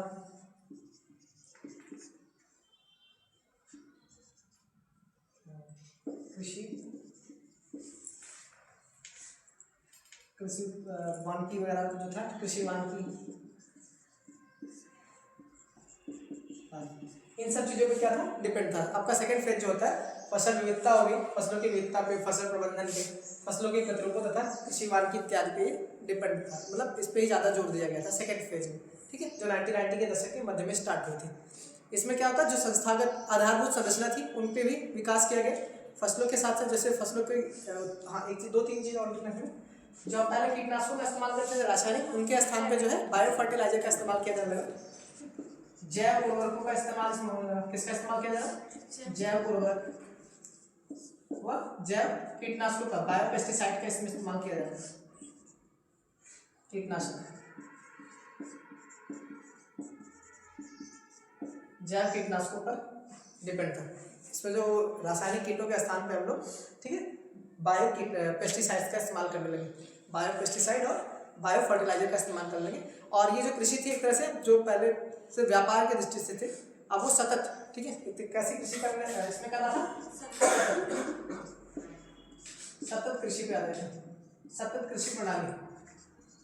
और ये सतत मतलब सस्टेनेबल एग्रीकल्चर सिस्टम की इसमें शुरुआत की थी। सस्टेनेबल एग्रीकल्चर का मतलब है कि मृदा को नुकसान पहुंचाए हुए बिना आगे भविष्य में इसकी आवश्यकता, जो भविष्य में मृदा जो है उसको बना के रखना है भविष्य की पीढ़ियों के लिए, ठीक, आने वाली पीढ़ियां जो है उनको कृषि के जो मृदा है, मृदा की उर्वरता को बना के रखना, ठीक है। सतत मतलब यही है, भविष्य की आवश्यकताओं को ध्यान में रखते हुए वर्तमान की चीज़ों को उपयोग करना, ठीक है, सस्टेनेबल इसको बोलते हैं। तो इसमें सतत कृषि प्रणाली की शुरुआत की गई।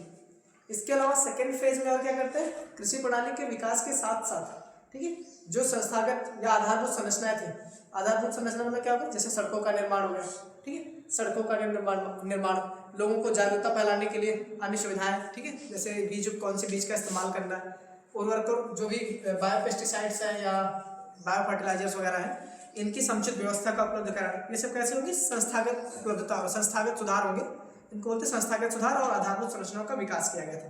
तो सेकेंड फेज में कृषि के फसलों के साथ साथ जो है संस्थागत सुधार भी किए गए थे। संस्थागत मतलब जो अगर कोई भी चीज़ कीटनाशक जहाँ पे मिल रहे हैं उनकी समुचित व्यवस्था बाजार में उपलब्ध कराना, बाजार से लोगों को जोड़ने के लिए जो है सड़कों का निर्माण करना, ये सब क्या होंगे, आधारभूत संरचनाएं होंगी। तो इसमें बोल सकते हैं कि आधारभूत संरचना तथा संस्थागत सुधार के लिए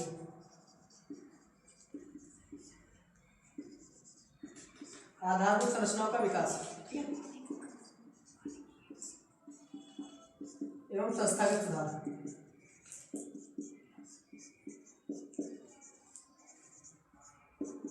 इसमें संस्थागत सुधार किया गया था और आधारभूत संरचनाओं का विकास किया गया था, ठीक है। आधारभूत संरचनाओं वही सड़कों का निर्माण, समुचित व्यवस्था, सिंचाई की उपलब्धता इत्यादि, कीटनाशकों की उपलब्धता वगैरह जो थी उसकी समुचित व्यवस्था करना था जिससे लोगों को आसानी से उपलब्ध हो सके, तो उसको हम क्या बोल सकते हैं, आधारभूत संरचना का विकास। उसके अलावा जो संस्थागत चीज़ें थी, जो भी पहले से मौजूद संस्थाएं थी, उन पे जहाँ पे भी उर्वरक वगैरह मिलता है उसकी समुचित व्यवस्था करना, ठीक है। अच्छा अगले लिखते हैं। अच्छा एक चीज़ और साथ में, प्रधानमंत्री कृषि सिंचाई योजना की शुरुआत हुई थी, ठीक है। इसकी शुरुआत की थी प्रधानमंत्री कृषि सिंचाई योजना।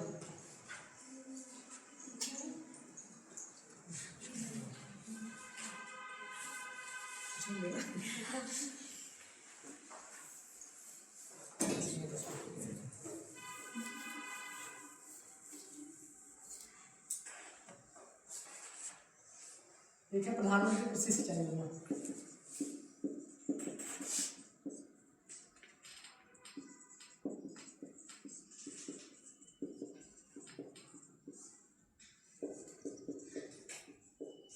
प्रधानमंत्री कृषि सिंचाई योजना की शुरुआत जो हुई थी वो जुलाई 2015 में की गई। कब की गई थी? जुलाई 2015 में इसकी शुरुआत हुई थी। ये नोट करना, जुलाई 2015 में इसकी शुरुआत की गई थी। इसका उद्देश्य क्या था? पर ड्रॉप मोर क्रॉप। क्या था? पर ड्रॉप मोर क्रॉप, ठीक है। क्या है? पर ड्रॉप मोर क्रॉप, ठीक है, अधिक उत्पादन के लिए, ठीक है, सिंचाई की उपलब्धता यानी सिंचाई की समुचित व्यवस्था प्रदान करने के लिए प्रधानमंत्री कृषि सिंचाई योजना जो है इसकी शुरुआत की गई थी, ठीक, 2015 में। और किसानों को जो है इंश्योरेंस भी प्रदान किया गया था, ठीक है। इंश्योरेंस के लिए जो है प्रधानमंत्री फसल बीमा योजना की शुरुआत की। किसकी शुरुआत की थी? प्रधानमंत्री फसल बीमा योजना। जो प्रीमियम की दरें थी वो याद रखना, प्रधानमंत्री फसल बीमा योजना में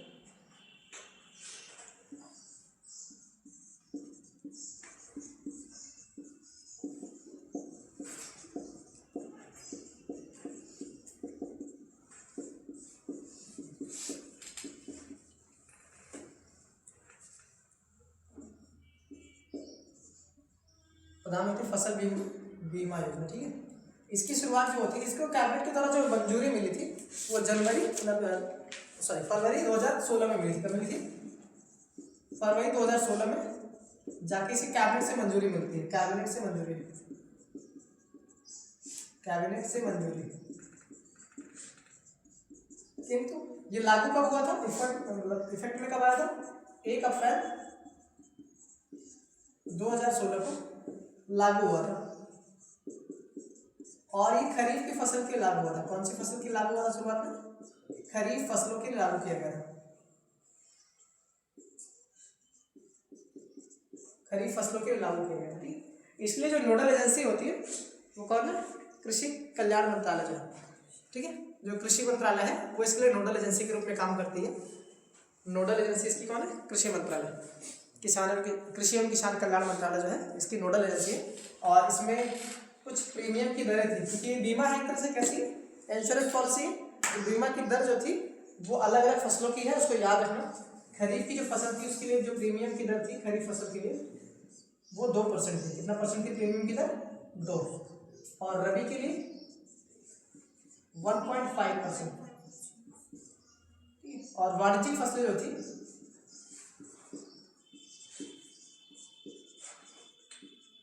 उनके लिए प्रीमियम की जो दर थी वो 5% थी। कितना थी? 5%। ये प्रधानमंत्री फसल बीमा योजना के अंतर्गत बता रहा हूँ, ठीक है। प्रधानमंत्री फसल बीमा योजना के अंतर्गत जो प्रीमियम की दरें थी वो खरीफ के लिए 2%, रबी के लिए 1.5%, 1.5% और वाणिज्यिक फसलों के लिए 5%। ये याद रखना। हाँ, शुरुआत जो इसका इफेक्ट में जब आया था, ये शुरुआती खरीफ के फसलों की लागू की थी। उसके बाद जो रबी की फसल के लिए लागू हुई, लेकिन शुरुआत जो इसकी हुई थी कौन सी फसल से हुई थी? खरीफ। अप्रैल के बाद खरीफ की फसल आती है, तो खरीफ की फसल की बुआई के लिए इसके शुरुआती समय में लागू किया गया। जैसे कोई ओलावृष्टि हो, बेमौसम बारिश हो, उनके लिए एक तरह से इनको बीमा प्रदान किया गया था। ओलावृष्टि, बेमौसम बारिश, भूस्खलन, बाढ़ सहित आपदा वगैरह जो होती है उनके लिए इनको प्रीमियम प्रदान किया गया था, बीमा। ठीक है, जैसे अगर कोई फसल का नुकसान होता है तो उसका भुगतान उनको सरकार के द्वारा किया जाएगा। कृषि एवं कल्याण मंत्रालय, कृषि मंत्रालय स्वास्थ्य।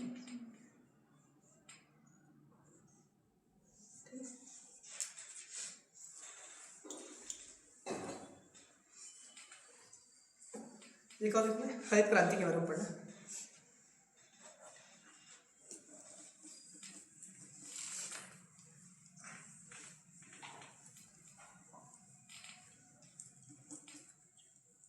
हरित क्रांति के बाद श्वेत क्रांति आपको पढ़ना है। कौन सा? श्वेत क्रांति, व्हाइट रेवोल्यूशन। व्हाइट रेवोल्यूशन की शुरुआत जो हुई थी दूध के उत्पादन में वृद्धि करने के लिए थी। दूध का उत्पादन जो है इसमें वृद्धि के लिए श्वेत क्रांति की शुरुआत होती है। इसकी शुरुआत जो होती है गुजरात के आणंद जिले में। कहाँ पे? गुजरात का आणंद जिला होता है, वहाँ के सहकारी स्तर के जो भी कर्मचारी, सहकारी स्तर के दुग्ध उत्पादक जो थे उनके लिए बाजार में समुचित व्यवस्था, दूध की यानी दूध के विक्रेता जो विक्रेता थे उनके लिए समुचित व्यवस्था के लिए इसकी शुरुआत हुई थी। उसका नाम क्या है? श्वेत क्रांति। इसकी शुरुआत करने वाली जो संस्था थी इसका नाम है राष्ट्रीय डेयरी विकास बोर्ड। क्या नाम है? राष्ट्रीय डेयरी विकास बोर्ड।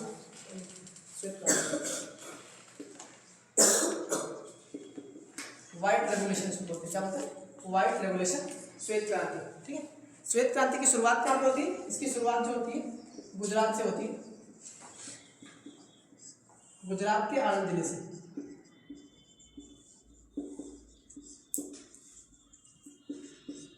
ठीक है, काम क्या था श्वेत क्रांति का? दुग्ध उत्पादन में वृद्धि।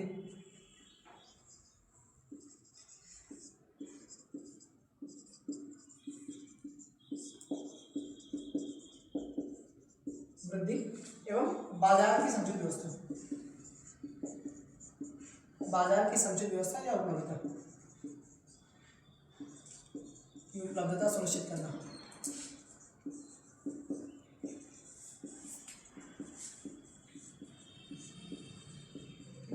बाजार की उपलब्धता को सुनिश्चित करने के लिए श्वेत क्रांति की शुरुआत होती है। ठीक है, इसके लिए एक संस्था है अमूल। क्या नाम है? अमूल, AMUL, अमूल। अमूल की स्थापना जो हुई थी 1946 में ही हुई थी। कब हुई थी? इसको अलग में अमूल, इसको बोलते हैं आनंद मिल्क यूनियन लिमिटेड। क्या बोलते हैं? आनंद मिल्क यूनियन लिमिटेड। आनंद मिल्क यूनियन लिमिटेड।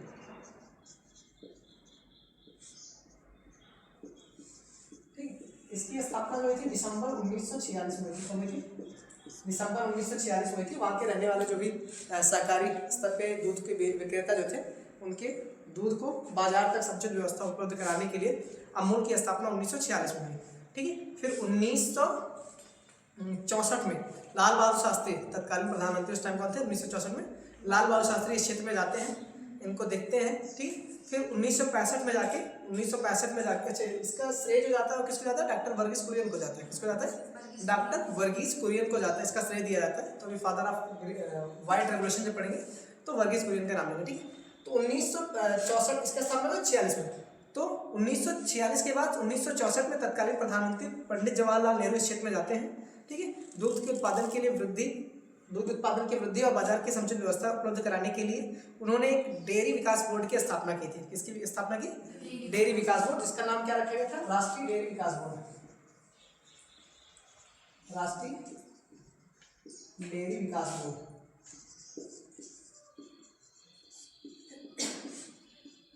ठीक है, NDDB इसको बोलते हैं, NDDB, national dairy development board, जिसकी स्थापना जो है 1965 में हुई है। ठीक है, 1964 में गए थे लाल बहादुर शास्त्री, उसके एक साल बाद जो है 1965 में इसकी स्थापना कर दी। तत्कालीन प्रधानमंत्री कौन था जब इसकी स्थापना हुई थी? लाल बहादुर शास्त्री। कौन थे? लाल बहादुर शास्त्री थे। अब यही NDDB जो होती है, राष्ट्रीय डेयरी विकास बोर्ड, इसी के द्वारा व्हाइट रेवोल्यूशन की शुरुआत होती है। जो व्हाइट रेवोल्यूशन होती है उसे ऑपरेशन फ्लड के रूप में शुरुआत की जाती है। ठीक है, तो इसकी शुरुआत, श्वेत क्रांति की शुरुआत यानी ऑपरेशन फ्लड की शुरुआत जो है उसका श्रेय किसको जाता है? राष्ट्रीय डेयरी विकास बोर्ड यानी NDDB को जाता है। ठीक है, तो जब ये श्वेत क्रांति की शुरुआत हुई उसका नाम था ऑपरेशन फ्लड। क्या नाम था? ऑपरेशन ऑपरेशन फ्लड के नाम से इसकी शुरुआत की जाती है, ठीक है। और इसकी शुरुआत जो थी 1970 में हुई थी, कब थी 1970 में एनडीडीबी के द्वारा हुई थी। लिख लो किसके द्वारा हुई थी, एनडीडीबी के द्वारा। काम क्या था, वही दूध के उत्पादन में वृद्धि करने के लिए था, ठीक। किस लिए था ये, दूध के उत्पादन में वृद्धि करने के लिए था, ठीक है। एनडीडीबी के द्वारा शुरुआत किया था। जो श्वेत, अच्छा इसका श्रेय डॉक्टर वर्गीस कुरियन को जाता है, किसका जाता है,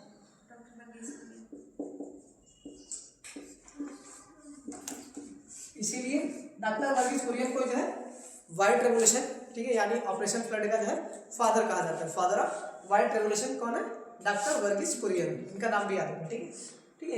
इनको जो है अमूल आनंद मिल्क यूनियन लिमिटेड की स्थापना के लिए भी सीरीज जाता है, इन्हीं को जाता है, क्या नाम है, वर्गीस कुरियन। ऑपरेशन फ्लड की जो शुरुआत हुई थी 3 चरणों में थी। ऑपरेशन फ्लड जो है कुल श्वेत क्रांति कितने चरणों में चली थी, 3, ये 3 चरण में थी। जो पहला चरण है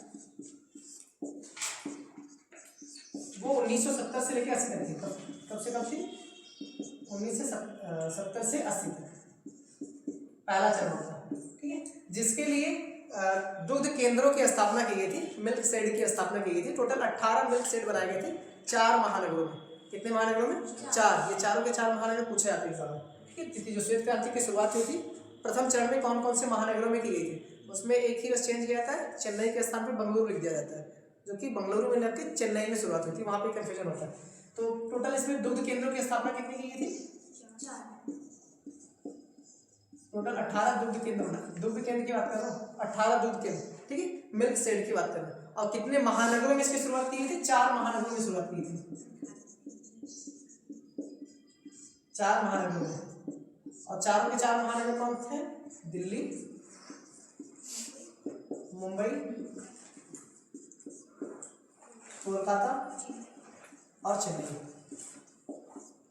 इसमें बंगलुरु नहीं है, ध्यान देना बस, ठीक है, यही कंफ्यूजन होता है, ऑप्शन में बंगलुरु देके पूछा जाता है। तो चेन्नई है, चारों महानगर, चेन्नई, बंगलुरु, मुंबई, कोलकाता और दिल्ली। यहाँ पे इसकी शुरुआत होती है 18 मिल्क शेड के साथ। कितने मिल्क शेड बनाए गए थे, दूध केंद्र 18 बनाए गए। जो दूसरा चरण चलता है, सेकेंड फेज,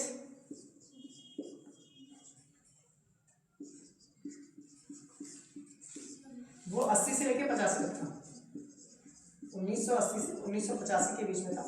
इसमें दुग्ध केंद्रों की स्थापना की थी, दुग्ध केंद्र इसमें 18 से 36 होने थे। कितने हुए थे, 136 केंद्र बनाए गए थे। टोटल 136 केंद्रों की मिल्क शेड जो बनाए गए थे, 136 मिल्क शेड की स्थापना की गई थी, 18 से 136 कर दिए गए। तथा इसमें दूसरे वाले में शहर जो थे 290 शहर है। कितने शहर से नहीं पूछे जाएंगे, इनकी संख्या कितनी है लिख लो बस, ठीक है। और पहला याद रखना कितने शहरों में चालू की गई थी, 200 शहर। सेकंड वाले में कितना, 290 शहरों में चालू की गई थी। और पहले वाले में कितने, 4 महानगरों में इसकी शुरुआत हुई थी। प्रथम वाला इंपॉर्टेंट है कि कौन कौन से महानगर में हुई थी, वही पूछा जाएगा। और यहाँ पे कितने शहर है, टोटल 290 शहर है, यहाँ से क्वेश्चन नहीं बनेंगे, ठीक। बस याद रखना क्रम क्या है, 1970 से 80, फिर 80 से 85। अगला जो चलेगा 86 से लेके 95 तक, ठीक है। कहाँ से कहा था, 86 से लेके 95, थर्ड चरण। जिसका तीसरा चरण होता है, चरण 1986 से लेकर 95 तक चलता है, ठीक है। 1986 से लेकर 95 तक, ठीक है। अभी 136 से 173 तक हो जाता है, जो मिल्क शेड की स्थापना होती है। 1 कितना हो गया, मिल्क शेड, दुग्ध केंद्र, इसमें 136 था, तो ये बढ़ के गया 173, ठीक है। 173 मिल्क शेड की स्थापना की गई। और इसी में जो है विश्व बैंक जो होता है उसके द्वारा कुछ मिल्क श्वेत क्रांति में जो है पैसा लगाया गया था, ठीक है। लगभग कितना लगाया था, $360 मिलियन। कितना लगाया था, $360 मिलियन का जो है इसमें विश्व बैंक के द्वारा निवेश किया गया था। इसको नोट करो, थर्ड चरण में ही विश्व बैंक के द्वारा $360 मिलियन का निवेश किया गया था। काम क्या था कि जो सहकारी समितियां थी उनको आत्मनिर्भर बनाने के लिए, जो भी सहकारी कोऑपरेटिव सोसाइटीज़ थी जो दुग्ध उत्पादन के लिए संबंधित थी, दुग्ध उत्पादन से जुड़ी हुई सहकारी समितियों के आत्मनिर्भर करने के लिए, उनको आत्मनिर्भर बनाने के लिए विश्व बैंक के द्वारा $360 मिलियन, $360 मिलियन विश्व बैंक के द्वारा निवेश किया गया था, ठीक है। इसको नोट करना चाहते हो नोट कर सकते हैं। 360 मिलियन डॉलर का निवेश किया गया था। और श्वेत क्रांति में जो दूध की अच्छा, दूध का उत्पादन भारत में सबसे ज्यादा कहाँ पे होता है? कहाँ पे होता है? उत्तर प्रदेश में होता है, उसके बाद राजस्थान में होता है। ठीक है, भारत में पूरे विश्व में कहाँ पे होता है? भारत में होता है, इसको याद रखो। ठीक है, दूध का उत्पादन सबसे ज्यादा कहाँ पे होता है? भारत में होता है। और भारत में देखा जाए तो उत्तर प्रदेश और राजस्थान में इसका उत्पादन सर्वाधिक होता है। और दूध का उत्पादन की जो मांग है, ठीक है, श्वेत क्रांति का जो प्रभाव दिखाई देता है सबसे ज्यादा कौन से क्षेत्र में दिखाई देता है? श्वेत क्रांति की जो प्रभाव है ये पश्चिमी क्षेत्र में, पश्चिमी भारत में दिखाई देता है। ठीक है, ये भी स्टेटमेंट बना के पूछ सकते हैं कि श्वेत क्रांति का जो प्रभाव दिखाई देता है वो भारत के कौन से क्षेत्र में दिखाई देता है सर्वाधिक? पश्चिमी क्षेत्र। इसकी शुरुआत भी गुजरात में हुई। गुजरात कहाँ पे? भारत के पश्चिमी क्षेत्र में। अब पश्चिमी क्षेत्र में शुरुआत का कारण क्या था? क्योंकि यहाँ पे चारे की समुचित व्यवस्था थी, बड़े क्षेत्र है, यहाँ पे उत्पादन भी ज्यादा हो रहा है, चारों का उत्पादन जो गाय भैंसों को खिलाने के लिए काम आएगा। ठीक, दूसरा चीज क्या था, यहाँ पे जो शहरी क्षेत्र थे, जैसे आपका मुंबई हो गया, गुजरात का शहरी क्षेत्र हो गया, मुंबई, गुजरात, कर्नाटक, यहाँ पे दूध की मांग भी ज्यादा थी। दूध की मांग की आपूर्ति के लिए जो है श्वेत क्रांति का प्रभाव भी इसी क्षेत्र में ज्यादा दिखाई देता है। ठीक, कौन से क्षेत्र में? पश्चिमी क्षेत्र में। और दूसरा क्या बताया? दूसरा जो चारे की समुचित व्यवस्था, मतलब कृषि जो है इस पश्चिमी क्षेत्र में पूर्वी क्षेत्र की अपेक्षा ज्यादा की जाती थी, जिससे चारों की उपलब्धता होती है और चारों से ही क्या होगा? जानवर को उसको खिलाया जाएगा। ठीक, तो अगर ये पूछा जाए आपसे कि श्वेत क्रांति का जो प्रभाव है पश्चिमी क्षेत्र में ज्यादा था, पश्चिमी भारत में या पूर्वी भारत में, तो कौन से भारत में था? पश्चिमी भारत में उसका जो है ज्यादा प्रभाव दिखाई देता है। ठीक, तो आज के बस इतना ही। ठीक।